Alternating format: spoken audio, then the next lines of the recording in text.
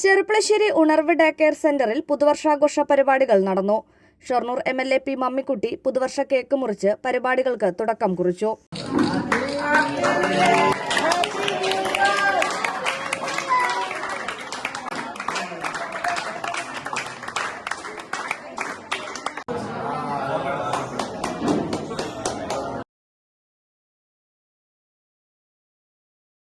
ചെറുപ്പളശ്ശേരി നഗരസഭാ chairperson KT Jamsiya, vice chairman C Jayakrishnan, മറ്റ് കൗൺസിലർമാർ, രക്ഷിതാക്കൾ, വിശിഷ്ട വ്യക്തികൾ, ട്രസ്റ്റ് അംഗങ്ങൾ എന്നിവർ ചടങ്ങിൽ പങ്കെടുത്തു.